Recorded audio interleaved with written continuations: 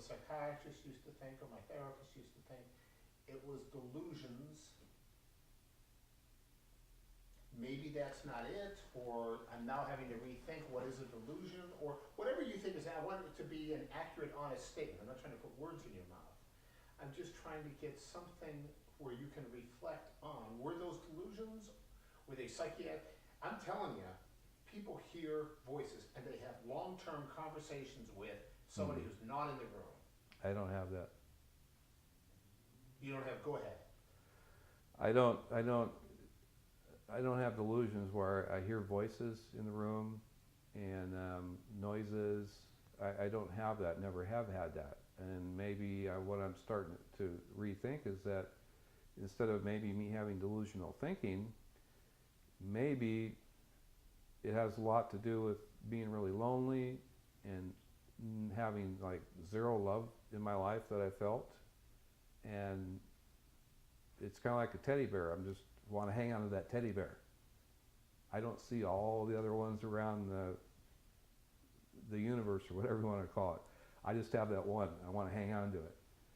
And I don't want anybody taken away from me. So now maybe there could be a possibility that I'm able to let go of that teddy bear because I'm starting to see that there's a lot of love around me and people that do love me. And I have a lot of good things going for me. I'm very sensitive. I'm very emotional. I'm very compassionate. I love kids.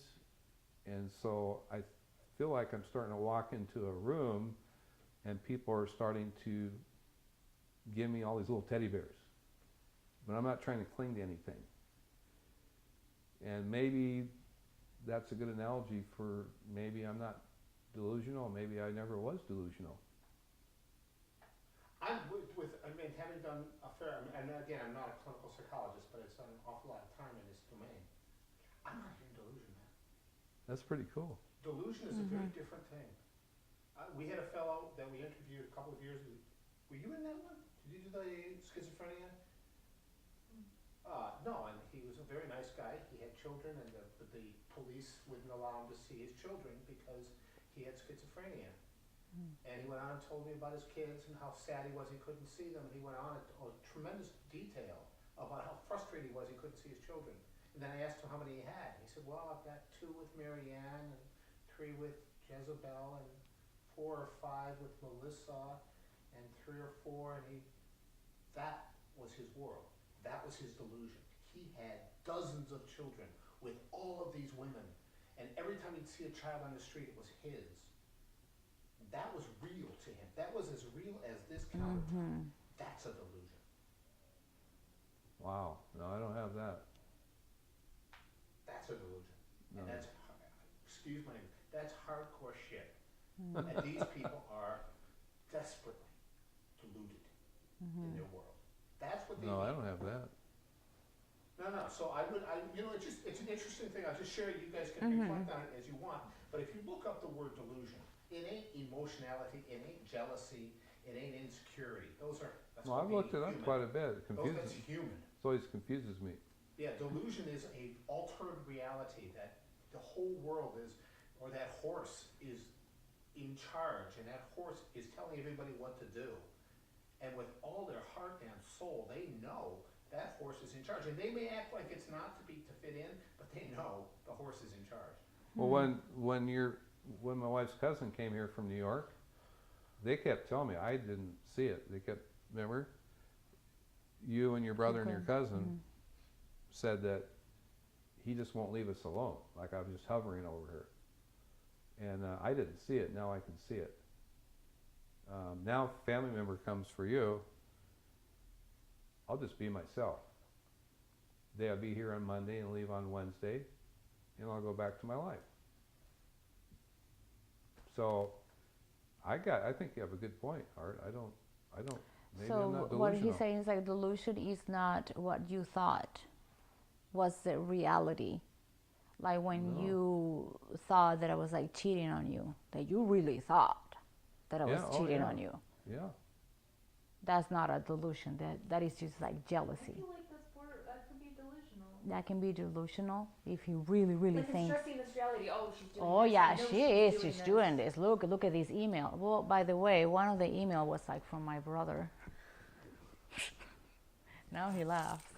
But yeah, That was so funny back then. yeah. Did you ever have So- like racing thoughts or? Answer me, that's a great question, answer it, we're trying to keep one line, Okay. one line for the camera here. Go ahead, finish your thought and then he'll answer me. Yeah, just like just like you can't stop like thinking about certain things. Like, was your mind ever racing? Yeah, my mind raced all the time when I was hypomanic, buying things and making lots of money. And I mean, I'd come home from work at 10 o'clock at night, and then I'd work on my website till 6 o'clock in the morning, and eat breakfast and go back to work for another 15 hours. And so my brain would get so racy that I couldn't even sleep. And I could still be that way today. I just know that I don't have to be that way. And that's the difference to me, what's bipolar and what's not bipolar. Yeah, I mean, a lot of the stuff that you've asked, Diane, and that I as well, that clearly there's what I would think would be classic, manic episodes. The delusional stuff I'm still not sure about, that's something worth reflecting on, but clearly That's interesting to even discuss that. I don't know if it even matters that much anymore or not, but it definitely is it's like a door to shut. Just close the door, take the key out, that part of my life's been figured out, and I don't want to go back there. How do you feel about, I have an idea, if you don't mind, an assortment here, can you give us a tour? Take the basket and just give us The a tour. basket, there's not much in there. There's not too much. Well, I've got I told him that the next thing is like we're gonna make an altar. Like a shrine? I got cat trees. Let's do it. Let's do it together. Two of you guys together. The altar shrine. The altar. What? You want to put them up there or something? Well, yeah, we'll do the two of you can just sit down together, and then we'll talk about the medications. Oh, I forgot to take it today. Oh. What time is it? We're doing good. 5:15. You okay, Okay. Anton? Yeah. Dee, you okay? Yeah. So what we got here? What do you think? What do you have? Well, I've got some bipolar medication. Answer to Diana, please. I have some bipolar medication here. What are they? I have 200 milligrams of Lamictal I take once a day.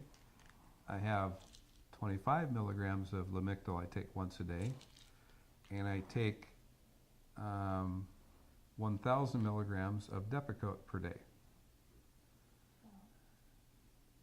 And Yeah. what do they each do? The Lamictal, all I know is for my behaviors is when I took it, I was pretty calm and steady for a good year.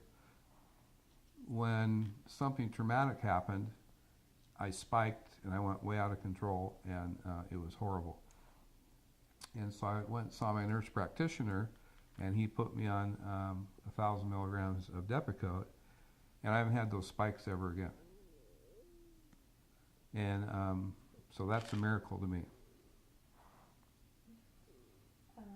So yeah, so one is kind of like just like a maintaining, and then the other is like kind of like spot like I don't know, like acne medication kind of.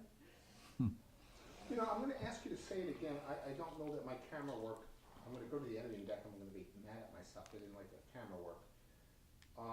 Talk to me again in a paragraph that ends with, "These are a miracle to me." That was quite lovely, and I don't like the camera work I did behind it. So what are these drugs? You can answer to Diana, please. What are these drugs? What are they? What are they doing for you, and how do you feel about them? Okay, these drugs, I started out with being diagnosed with bipolar, and my nurse practitioner, after 4 good months of interviewing me, he wasn't in a hurry, he put me on, slowly, put me on 200 milligrams of Lamictal, and then I was up to another 25 milligrams of Lamictal once a day. And then I had a spiked, reoccurring hypomanic episode where I went through the roof over something traumatic in shock. And then he proceeded to put me on 1,000 milligrams of Depakote that I take once a day. And these drugs have been a miracle to me in my life. I suppose in some sense it doesn't really matter, does it? We were talking whether you had delusions or whether they were or weren't. At this point, Doesn't matter. doesn't matter. Yes, it does matter to me. Yeah.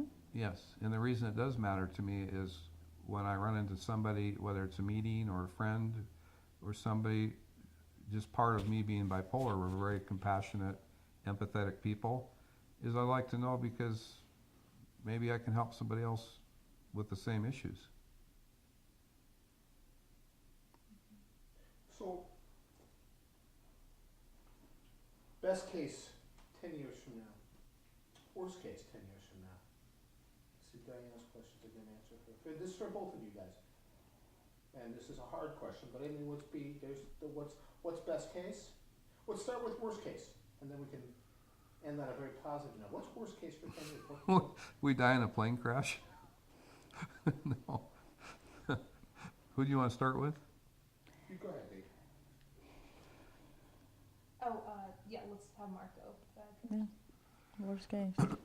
Worst case scenario would be that I can't imagine myself even doing it, but that I don't proceed to keep doing things to grow and get complacent, because I know if I do, then I'll go backwards, I'll backtrack. And so I need to always keep challenging myself to grow. And that's the worst case scenario, is if I just get complacent. The best case scenario is that I keep doing what I'm supposed to do, and the next steps are to eat better, exercise, continue on relationships, growing and helping people, and keep working with money, save money, put it in the bank, work on retirement. And so in 10 years, I think we'll have a really hot relationship. Okay. It's true. What about for you? Worst case and best case? Worst case will be pretty much what he said. I think if he thinks that he can handle things differently and he will stop or change, or everything will kind of goes down again, that will be like the worst that we can. I mean, yeah. And I think the best is keep it growing, retire. I want to retire. That's the best. Be with him. If your daughter were here, what would she say? Say that again. If your daughter were here,